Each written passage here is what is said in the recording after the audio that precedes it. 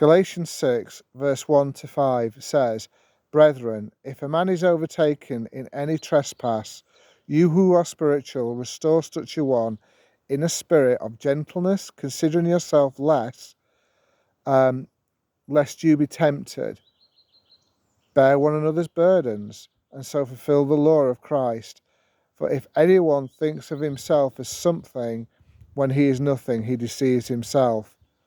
But let each one examine his own work, and then he will be rejoicing in himself alone, and not in another, for each one shall bear his own load. Here's a little thought on this one today as I was sort of working through it and looking at it. You know, within this passage, the first part of it is talking about the importance of being humble, throughout, not being arrogant, not being selfish, and not being prideful. Like I say, being humble and being true to the gospel. We need to meet people where they're at and also work with it based on where they're at, that our delivery and our heart should be one of kindness and compassion for them to change. It should not be one of, I'm better than you and I'm going to tell you how it is and that's it. Like, you need to do this because you're nothing and look at me, I'm special. But we need to meet people where they're at and do things in a loving way and not compromise the truth of what they need to hear if they're living wrong, to say, you know what, and then we need to talk, listen, the way you're living isn't right, what you're doing isn't right. And I know you have a heart for God, but the way you're living is against his blueprint, which is the word of God. And listen, I'm here if you need help, if you want someone to pray with, to study with, to work through, to journey through, to help you through. Because some people will want to change, and they may come to you want to change, but scared to because they'll be condemned and told they're going to hell because of it, or that they'll be, in its right form, they'll be judged. Not in the way the world says about, oh, you're judging me. That whole way of them saying it is bogus, an offence. No, that is conviction through conscience, and that's because they don't want to hear the truth. They just want to live their lie of, their truth, what's important, and that's a lie. So just to add that in, that this is using godly truth now. But equally, like I say, as we support them, they may not want to change. They may want to live that life or see no issue with it. So do you know what it is? It's having that thing of, again, not looking down on them saying, well, all right, whatever, walk off.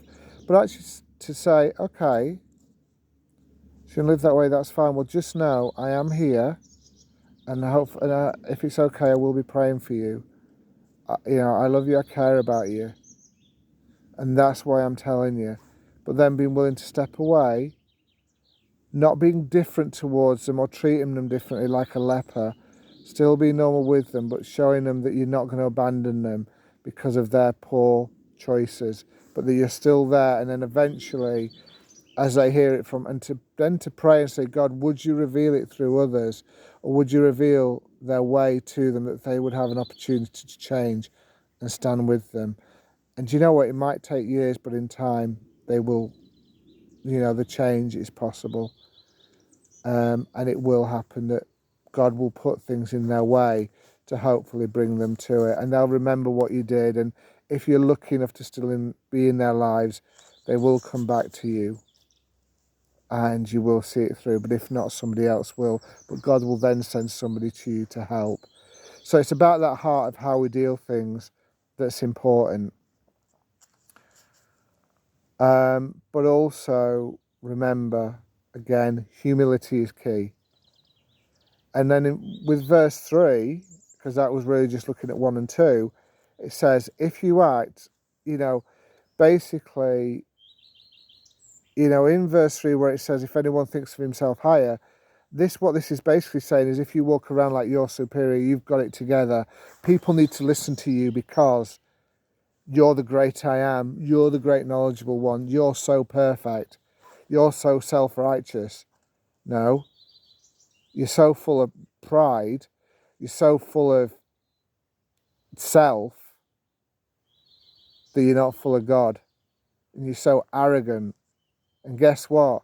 That'll push people away because people will see that truth, or you'll be all fake nice with people. Oh, it's okay, it's okay. Come on, let me help you. I know you've had trauma from the past. I understand. It's okay with how you are. We'll work with it. It's okay. That again is prideful arrogance in a different form. That is actually cowardice as well and heresy to tell people it's okay. It's not okay. You still need to speak the truth. You can't pussyfoot over it and say lifestyles are okay and you'll let people on, because you're leading a person further and further into sin, further and further into light. Do not do that. But equally, as you walk away, but I tell you one thing I'll say is, if they don't want to listen, as they walk away, if they're walking in a sin or any sin that is wrong, say alcohol, sex outside of marriage, living certain lifestyles that are not of God, or acting in certain ways that are not of God, and yes, you walk away, but it does not mean that you don't take action should action be needed. If they're walking away, if they're in a position of leadership and they're acting in a way that is not of God, that needs to be dealt with, that's an outward sin in particular, then they need to be removed. And that's not judging them, but that's acting righteously and saying that there are consequences then for the actions. And even if they're living right, it might be a case of saying, well, and not saying, well, you're out of a thing then, you're done. No, we don't have to go with them like that. We can say to them, well, listen, because you're living that way and we are a people that seek to honour God, then we're just going to ask that you step away just for a while. That you step away from ministry because we have to live by God's standard. And I know that, you're not there yet, but maybe it's time to have to pray. We still love you, we're still here. But before God, we have to have a standing before Him. And in a way, it's hard for somebody to hear, and they're going to take offence to that and say, "But you don't love me." But you know what? Telling somebody the truth and taking a stand for truth, for God, is the greatest form of love that you can show. And you're actually showing a standard that needs to be kept and not condoning what they do. Too many places condone people in ungodly leadership because of lack of numbers or because it suits and because they don't want to offend them or seem like they're just completely abandoning them. No, sometimes you have to make the hard decision. And there's times I've messed up and I wish people would make that decision with me, had done that. And sometimes they had. And I needed that so I could change. Or at least love me enough to tell me the truth. I needed, and we all do need that. Whether we want to admit it or not, that's what we need, because otherwise we'll never change. And then the encouragement and the exhortation comes, through that as a beginning, but then it's through then the journey that we journey with them. But then also, if you think you're superior and with the pride, you walk in pride, and pride does become before a fall, in whatever form it is. And if people want to take the title pride, guess what? They're headed for a fall. But if you walk in pride that you're better than them, and then they need to follow you because you're better than them, and you have that attitude, whether you speak it or not, it'll come through and you will do more harm to them than good, and you will turn them away from God because your heart is not right with God. And then you too, if you walk with that sort of attitude constantly, then guess what? You need to be taken out of any sort of leadership as well, and you need to be checking yourself. And that comes to verse 4. It says, it talks about examining ourselves. Jesus said it is, how can you take the speck out of your brother's eye when you can't see the log in your eye? In other words, Self-examine yourself. Where are you? Where are you in your walk with Christ? You may not be making the same mistakes they are, but where are you? What things in you do you need to change? How do you need to move on? What things are you doing that are against God? What areas of your life need to be developed? And yes, like I said earlier, people say their trauma, but I want to say, they have this trauma-informed training now where they're all like, you'd be nice to someone because they've been through trauma and to help them. Do you know what? You can be kind to somebody, but you don't have to pacify them and say, yes, you've gone through that, but you have to follow it and not say, no, I get that, and, I know it's hard, da, da, da, da. No, you need to follow it up with, yeah, I get that, but, you can't live that way. So let's look at how things link to help you move forward. So you actually help them get through the issue without giving them an excuse to why the issue's there. But we need to examine ourselves as well to see what things are enough that are wrong. Yes, to find out the why, to get to work through it, but equally to deal with it, to not condone it as right or condone what we have inside of us as an excuse to then act the way we are and to say, well, it's because of this, it's because of why I'm acting. No. Your actions will denote behaviour, yes, but they don't have to. You can change your behaviour and change your actions. Your past does not have to dictate that. Otherwise, if it did, we would all be in trouble.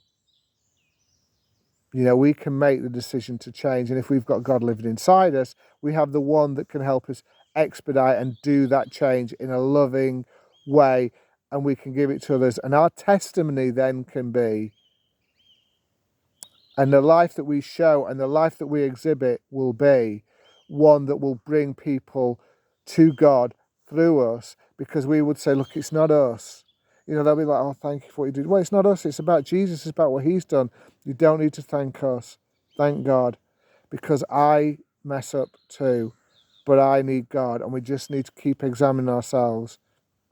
You're going to see me mess up, but the truth is, it's all about God, and it's all about God using me. So I want to say, in everything you do, come with gentleness, come with truth, come with a depth of kindness and gentleness, and a depth of understanding, but then look at ourselves deeply, and don't condone, don't be prideful, and don't be superficial, and don't be accepting of sin. Bless you. Love God, follow him, love others, live his word, read his word, and be doers of his word, not just hearers only. Bless you.